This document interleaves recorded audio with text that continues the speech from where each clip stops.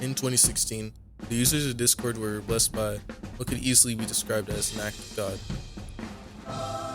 With the goal of creating a good way for online friends to listen to music together, Rhythm was brought to life for around 5 years.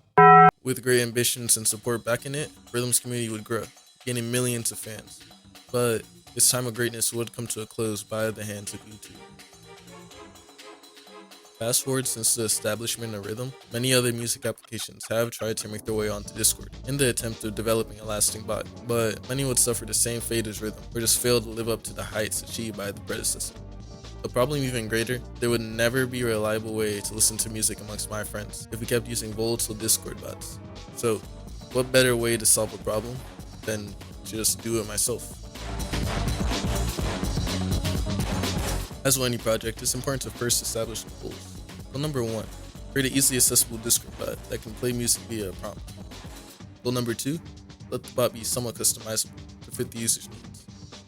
Luckily for me, myself and my year prior had already established a base of a Discord bot, making the whole process less of a hassle. Introducing the Rice Cooker 3000. Built in 2022, it is the newest addition to the dinner table. Link in the description.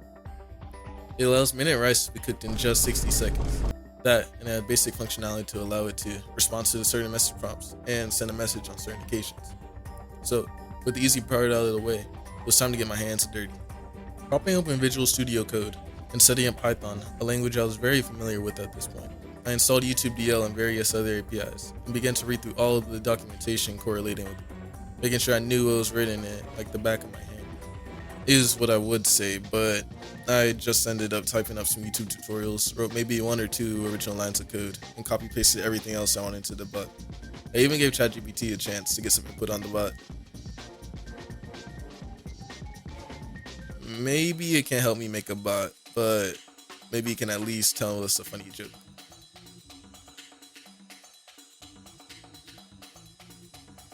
After some hours of work, I had something I would deem a success. Of course, the bot wasn't perfect, but it fit the goal of being usable and decently accessible, with many quality of life commands to help aid in the listening experience. It may not hold a grain to the standing left by Rhythm, but at least it is something I could be proud of for designing and creating in a given amount of time. Overall, it was an amazing learning experience. Wait, hold on. Okay, really? Okay, so apparently Rhythm is coming back. Not only that, but there are 1,000 other bots that could work just fine on Discord that I could have been using. Essentially, I just wasted a couple days of work doing something practically useless, you know. Oh, man, I'm gonna need some time to let that sink in. Alright, so welcome to the after video segment where about maybe 30% of people end up making it. And we got some lucky few, I guess. But today, we're just gonna give a quick shout out to my editor, Potato Wizard, who's pretty much making this whole workload a little easier for me. I've pretty much been working on my game, some other video ideas, actually making things, and being able to split up the video creation process between someone else has just been a lifesaver, pretty much.